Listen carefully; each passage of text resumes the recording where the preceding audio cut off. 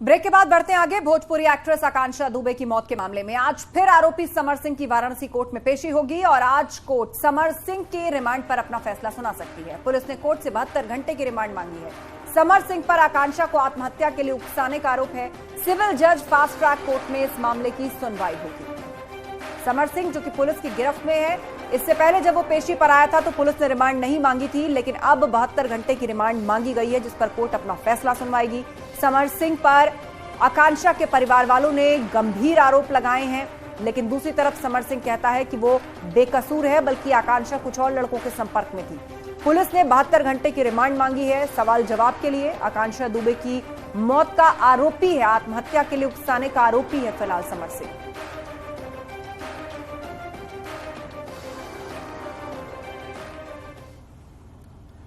और इधर नगर निकाय चुनाव के लिए आज से नामांकन शुरू हो गया। सुबह 11 बजे से 3 बजे तक नामांकन प्रक्रिया चली। पहले चरण के लिए 9 मंडल के 37 जिलों में नामांकन की प्रक्रिया शुरू हुई। पहले चरण में लखनऊ, सहारनपुर, मुरादाबाद, आगरा, झांसी, प्रयागराज, देवीपाटन, गोरखपुर और वाराणसी मंडल के 37 जिलों में चुनाव होना है। 17 अप्रैल तक नामांकन पत्र जमा किए जाएंगे। 18 अप्रैल को नामांकन पत्रों की जांच होगी। 20 अप्रैल को नाम वापसी और 21 अप्रैल को चुनाव चिन्हों का आवंटन किया जाएगा। पहले चरण का मतदान 4 मई को होगा और 13 मई को मतगणना होगी।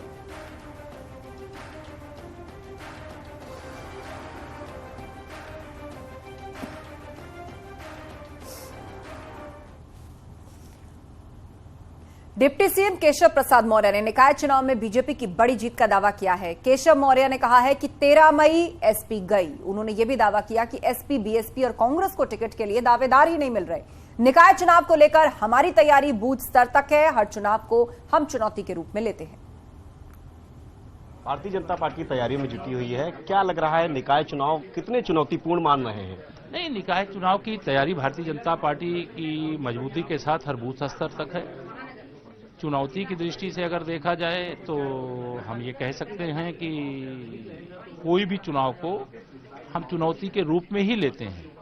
भले सामने विपक्ष कितना भी कमजोर हो, लेकिन हम लोग विपक्ष को कमजोर ना मान करके अपने को इतना मजबूत बनाने की कोशिश करते हैं कि हमारा जो नारा रहता है कि 100 में से 60% वोट हमारा है, 40% वोटों में बंटवारा है और बंटवारे में भी हमारा है, क्योंकि सबका साथ सबका विकास भाजपा करती है। कुछ का साथ कुछ का विकास उत्तर प्रदेश में जो विपक्ष की राजनीति करने वाले वो विपक्ष वाले करते हैं। सर, समाजवादी पार्टी लगातार तैयारी में जुटी है। अखिलेश यादव कह रहे हैं कि भारतीय जनता पार्टी की जमीन निकाय चुनाव में पता चल जाएगी।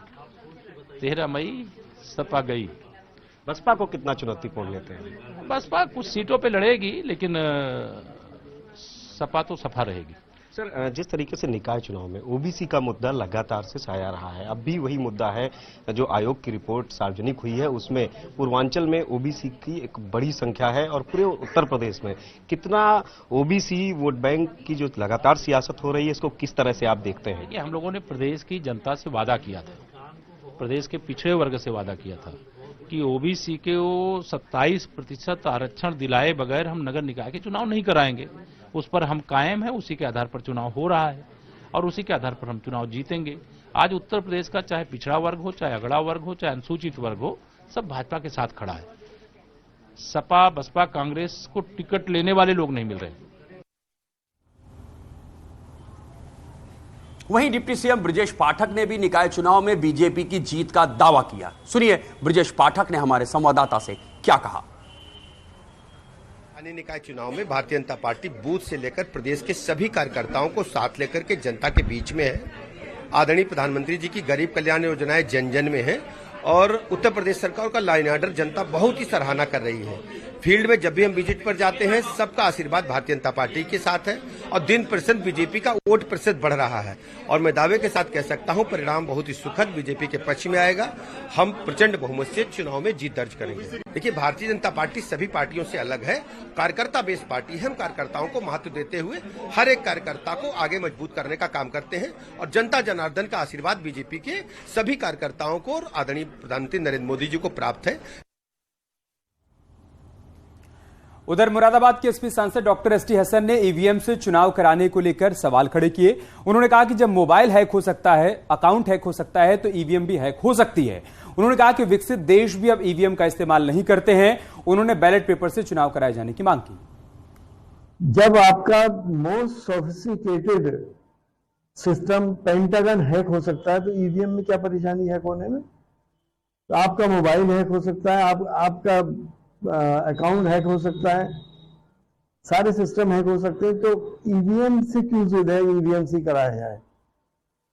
हमारी डिमांड यही है कि ईवीएम से ना होके चुनाव जो है वो बैलेट से हो, या फिर उसकी दूसरी तरीका ये होता है कि जो वीवीपैट की जो पर्चियां हैं वो सारी पर्चियां भी हर वीवीपैट की निकाल के गिनी जाएं।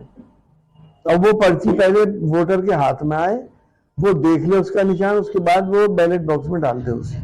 यकीनी तौर पे हमें भरोसा नहीं है ईवीएम के ऊपर। ईवीएम को हैक किया जा सकता है, कोई ऐसी प्रॉब्लम की बात तो है नहीं।